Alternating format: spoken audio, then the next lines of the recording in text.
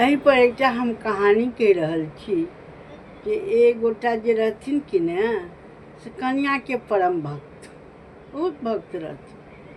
ओ जे कन्या कहथिन से करथिन। ओ की करथिन तऽ एकटा गाछ के तर में घर बना कऽ रहैत आ ओ दोस्त सब रखने रहे। तऽ एक दिन हुनकर ओ जे गाछ तर में रहैत रहथिन से ओ हुनकर गाछ के अथी टूटि गेलनि। तऽ घर के टूटि गेलै। दुपहरे में ओ कुल्हाड़ी लऽ कऽ गेलखिन गाछ काटि कऽ लाबऽ जे घर के सरिया। पूरा विस्तार में कहब तऽ अथी भऽ बहुत टाइम लगतै, शॉर्टकट में कहै छी।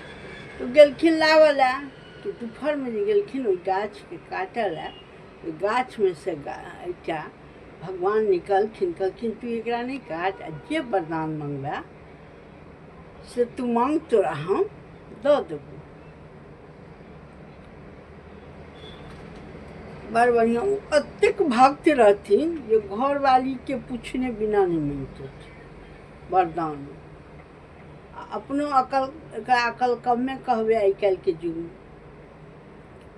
तो अबैत रहे तो बाट में अथी भेटलखिन, की कहै छै, दोस्त।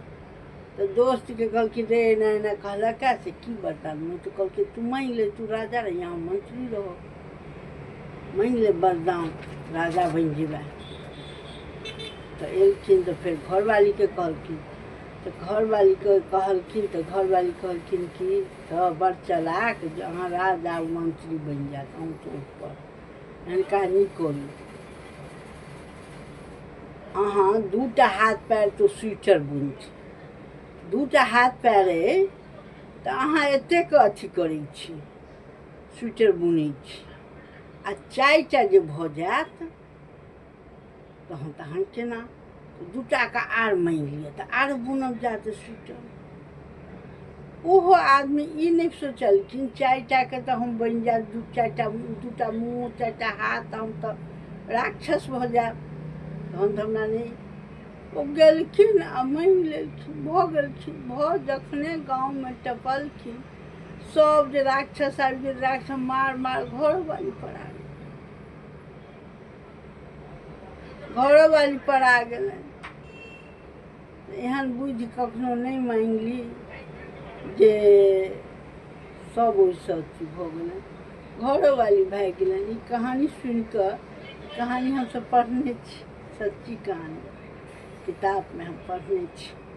कि हमरा उम्र के हेथिन ओहो सब पढ़ने हैं, इंग्लिश के सब्जेक्ट में रही कहानी। तऽ ई गीत से हमरा भऽ गेलै।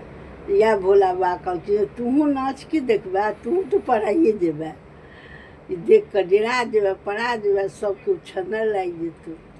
लेकिन तैयो गौरी के मान राखऽ के लेल गेने छथिन। तऽ ई कहानी हम कुसुम झा डाललहुँ हैं। जय मिथिला, जय मैथिली, मिथिला के बेटी, मिथिला के पुतौह, आ मुंबई में एखन रहि रहल छी। तऽ प्रणाम करै छी, गलती सलती क्षमा करब। लाइक कमेंट सब्सक्राइब जरूर करब। यूट्यूब पर कुसुम झा।